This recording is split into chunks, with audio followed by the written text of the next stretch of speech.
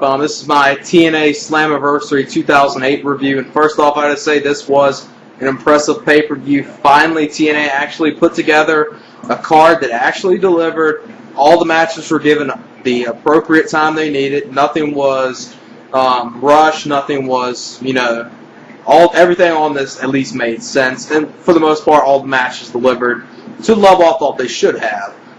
First up was the X Division title match with Frankie Kazarian versus Petey Williams. This was an exciting opener, a good match to start the card off with, and was really enjoyable and really liked it. You saw some good back and forth action from both of them. You saw some good stuff from Petey and Kaz, both in this match, good counters. Just a really enjoyable match. First off, you thought they were going to go on the route of ending this match with Steiner getting involved in using the lead pipe and Petey pinning him that way. Kaz kicked out. He was busted open. And the one part before that, which was a really nice spot in this match, which was Petey was on the apron, Kazarian was in the ring, and it was kind of like Petey got thrown into the ring with a ace crusher that looked very sick. Then Petey did did a Hurricane Run outside. Just a good overall match. I really enjoyed it. The match ends with Petey Williams hitting the Canadian Destroyer. So Petey Williams is still the X Division champion and about a 3 1/4 star opener. Very good opener for TNA. Then up next was after this match, you saw Petey Williams and Scott Steiner and Rocket Khan beat down Kazarian, which was busted open. This led to the returning of Abyss, and Abyss just black hole slammed everyone out of here. And you saw him, after this match, you saw him carrying Kazarian out. So I don't know what that's going to lead to, but definitely an exciting return for him. And kind of like, he came back kind of like a not Texas Chainsaw Massacre, but kind of a mix of Texas Chainsaw Massacre and the new Michael Myers from Rob Zombie's version of Halloween. So definitely a good, exciting return. Then next up was the TNA Knockouts 6-woman tag with the beautiful people of Angelina Love and Velvet Sky and Mickey Knuckles, but now she's being referred to as the Moose. Then the next matchup is ODB and Gail Kim, and then they're taking on Gail Kim, ODB, and Roxxi Laveau, which I think is just going under Roxxi right now. And this was a good women's match, good knockouts match like you would expect. Everyone worked well in this match. You saw Mickey Knuckles, the Moose, and the beautiful people work over Gail Kim's leg in this match. Just a good overall women's match. Really enjoyed it. The end of the match comes when ODB power slams the Moose for the victory, and about a 2 1/2 star match. And then the next matchup, which was the TNA Tag Team title match with Team 3D and LAX. Definitely a good tag match, but these two have taken on each other so many times. You're seeing the same exact thing every time. So if you haven't seen these two wrestle that often, you might have enjoyed this match a little more. But since they took on each other so long, but it's been a little while, this feud's been dragging on so long. It's been on and off that it needs to end. And this hopefully will be the last time for a while we'll see these two teams take on each other. Nothing really special in this match. It served its purpose. It put over LAX, and LAX are still the tag team champions, which I'm glad about that. And hopefully this will lead to a LAX versus Motor City Machine Guns summer feud, possibly ending with some type of gimmick match at either Bound for Glory or Genesis, which I think that would be an excellent feud when that does happen. And then and that match is about a 2 1/4 star match. Wasn't as good as what it could have been a little better. Then up next was the Amazing Kong $25,000 fan challenge. And first off, you saw two women out there, and it was Serena Deeb and Josie, both women's wrestlers of the Shimmer promotion. First off, Serena Deeb got in there, pretty much a squash match. Amazing Kong squashed her. Then Josie got in there. Josie actually got in a little offense on Amazing Kong. Really both squash matches, so I wouldn't really want to rate this segment, but it was an enjoyable segment. Then after Amazing Kong squashed both of them, you saw Eric Young come to the stage saying, "I found Elvis." Then some Elvis Imposter came out there, and Amazing Kong just beat the shit out of him and hit him with the awesome bomb, which was pretty good, and just a good overall segment, and it made sense. Then up next was the Jay Lethal and SoCal Val wedding, and first off, you saw all the veterans come out there, Kamala, Jake the Snake, which Jake the Snake, I gotta say, is looking a whole lot better, and it looks like he's actually healthy now.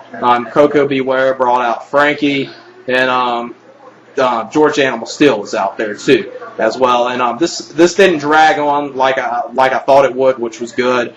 Just basically it started off with they were about to do the vows, and Sanjay Dutt broke that up, and he said he came in there saying, "Ever since I saw you, SoCal Val, I've been in love with you." So now they're going to basically do kind of like a love triangle angle, and obviously, Jay Lethal's going to go after him for ruining his wedding. So this could lead to a very good feud with Sanjay Dutt and Jay Lethal, and hopefully at some point they get Jay Lethal out of this whole Macho Man character, but it's a gimmick that's over, so I see why they keep on doing it. Then the next matchup, which was easily the match of the night, which was Kurt Angle versus AJ Styles, and this delivered. I thought it could have been a little better, but still, this was a great match, and I would say, pretty much TNA's match of the year so far, and probably one of TNA's best matches since probably Samoa Joe and Christian Cage from Bound for Glory. That's how good this match has been, but a lot of the TNA pay-per-view since then has been very lackluster. But this match was very good. You saw some good counters. AJ Styles actually looked like his old self during this match, and definitely put over AJ Styles well in this match. You saw Tomko out in this match. He tried to get involved. He was rushed to the back. And then the only part of this match which was bad was the ending of this, but it wasn't a terrible ending. You saw Karen Angle come out there with a steel chair.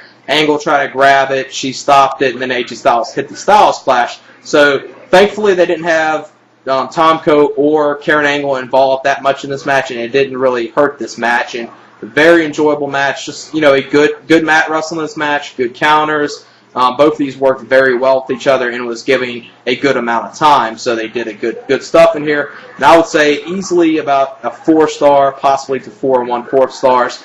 And obviously, the way you see this card going so far, surprisingly, TNA has put over all its homegrown talent so far on this pay-per-view, which is a huge shocker in this match, in this pay-per-view. Then the next matchup, which was the main event for the TNA World Heavyweight title in the King of the Mountain match with Rhino versus Robert Roode versus Christian Cage versus Booker T versus Samoa Joe. This match was a little let down. They didn't involve the ladder that much in this match, but you saw some good stuff in this match.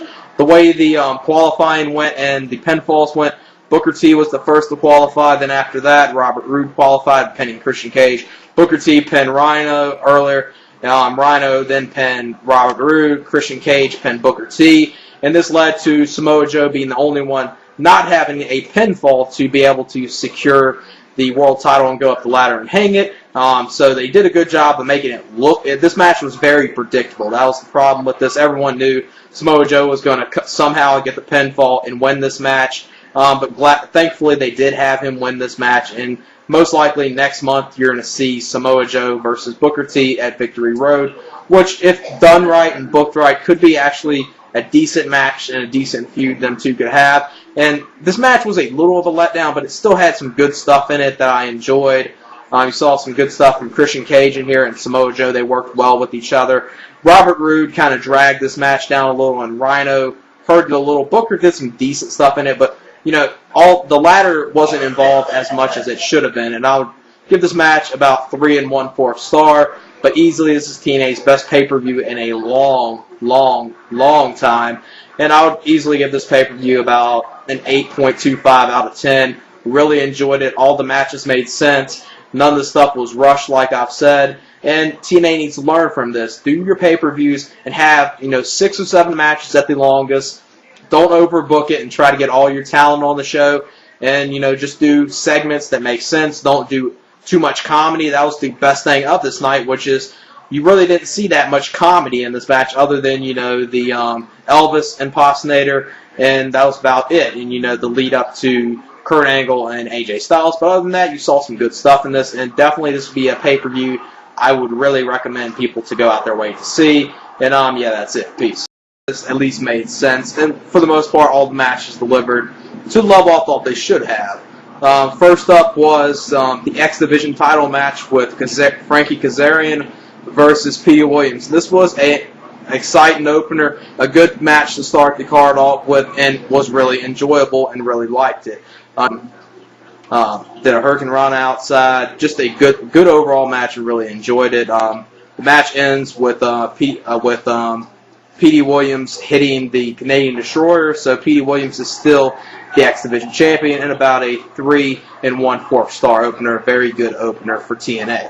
Then this is my TNA Slammiversary 2008 review, and first off, I gotta say this was an impressive pay-per-view. Finally, TNA actually put together a card that actually delivered. All the matches were given the appropriate time they needed. Nothing was rushed. Nothing was, everything on them. You saw some good back and forth action from both of them. You saw some good stuff from Petey and Cass, both in this match. Good counters. Just a really enjoyable match. First off, you thought they were going to go on the route of ending this match with Steiner getting involved in using the lead pipe, and Petey pinning him that way. Cass kicked out. He was busted open. And the one part before that, which was a really nice spot in this match, which was Petey was on the apron, Kazarian was in the ring, and it was kind of like Petey got thrown into the ring with a ace crusher that looked very sick. Then Petey did the